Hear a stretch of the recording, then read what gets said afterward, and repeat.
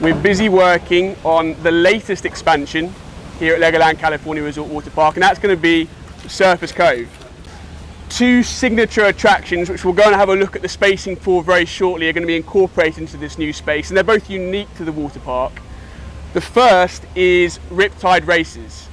So Riptide Races is our first multi-lane racing slide here at the resort, a 6-lane mat racer. So guests will have mats which they hold on to, they ride down head first, and two really cool unique features on this slide. First of all, as you can see on this visual, as guests travel down the slide, they'll travel underneath a giant fiberglass wave which will have mist coming out of it. So guests will travel through this mist curtain and then race to the bottom, and at the bottom of the slide they'll see the time it took to travel down the slide. They'll be able to compare how they did with their family and friends as they once they get off. And of course they want to have a memento of how they did, so at the very end of the slide we will have a podium with 3 Lego trophies, and you'll be able to stand in the finishing position that you came on the slide and get a photo to take away with you as well. Right at this corner, over this location, this used to be the Treasure Falls attraction. So Treasure Falls was a smaller kind of water ride which we took out a couple of years ago. It was put in when the park was new. It didn't quite make sense for us in terms of the number of guests who are now visiting the park, and what it enabled us to do is actually open up a really cool space right in the middle of the water park here to expand into what will legitimately be a 5th new area of the park. So what was the log ride? The log ride was right over next to the building with a thatched roof. Okay. So we've got rid of a load of earth to create this big flat space, and right where you're standing between these 2 king palms, this is going to be the main entrance to this new area. So there'll be a big new entry portal over our heads here with a big new sign, Surfers Cove. This is where guests will come straight in, and the first thing that guests will see on their right hand side is going to be a new food and beverage offering.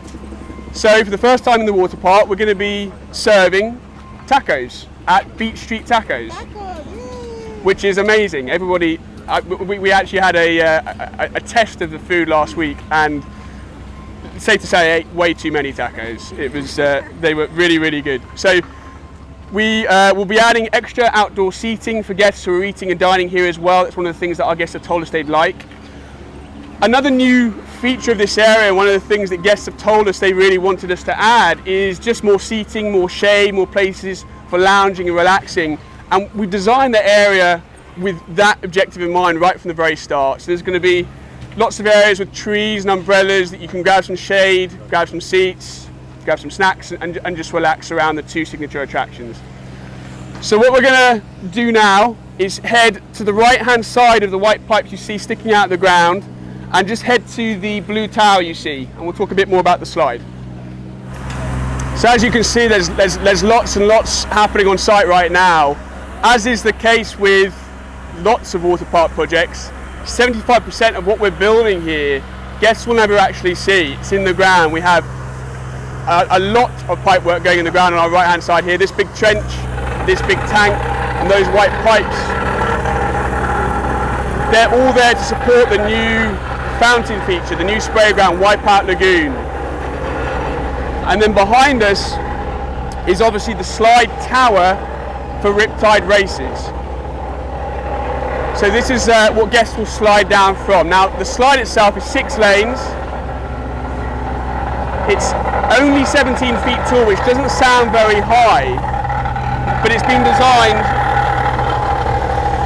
designed with our guests in mind. And one of the things that we've done to ensure we still have that pink knuckle thrill is we've made this a little steeper than the traditional mat racing slides would be. So what we don't have in height, we make up in steepness and with some really cool interactive features as well. So where these 2 steel supports are, we'll have that giant wave which guests will slide underneath as they travel down the ride. Behind us over here, we're actually adding, because of how successful and how much demand there's been for them, 4 new premium cabanas in this space. Central to the area will be the spray ground Wipeout Lagoon that we've talked about. And then all the way around the edge will be sandy seating areas with new umbrellas and new facilities so that guests can sit and relax and enjoy the space. Underneath the slide here, and just to answer one of the questions that was asked, there'll be a new pathway around to soak and sail to join everything up and allow guests from here access into the changing rooms with the thatch roof as well. I guess so the reason I wanted to bring you just to this space is just to show you actually the scale and size of kind of what we're building, what we're adding to the water park here. Right in the middle of you, when those 7 pipes come up, are going to be the 7 rows of fountains for our new spray deck. And as I said, the waves the fountains will run in such a way that it will simulate waves running from that white pipe at the back to the white pipe at the front. So this will be a really, really cool central and kind of iconic feature for guests of all ages to be able to play in. And then where you're stood right now is going to be another really cool sandy space. In this area, we're actually going to have a little DJ tower with a little Lego DJ spinning some tunes to help enhance the atmosphere in the space as well. So those are the 2 key features: our new dining as well, new areas for sitting and relaxing, new premium cabanas. Obviously, we're going to be adding new Lego models, some of which you've seen at the front of the site, and many of those are on site as well now, and some cool new theming, as well as the landscaping that you see around the site. So we have our work cut out between now and June 30th, and this is going to be, I think, a really, really cool expansion for the water park. When it comes to LEGOLAND California, very honestly now, we're getting to a point where we're starting to have to look at what we can redevelop as opposed to areas of the site which are fresh and new. And this site just, I think, opened, for everybody who saw it, saw an opportunity here to expand the water park, principally because the water park's been such a success, it's been so popular, and our guests have told us that they want to spend more time here, they want even more stuff to do, they want to be able to sit and spend more hours in the day relaxing by some of the attractions. And so the key focus of this expansion, Surfers Cove, has been to add a new attraction which is different to everything else, allows lots of guests to ride it in the day, a second new attraction which again allows lots and lots of people to use it and enjoy it, and add lots of new seating and all that kind of stuff as well. So I think that the site kind of lent itself to the expansion that we've selected. Do you guys run into a lot of issues with the tree roots, considering that 75% of your construction is underground? You run into issues with that? Were you able to save all the trees?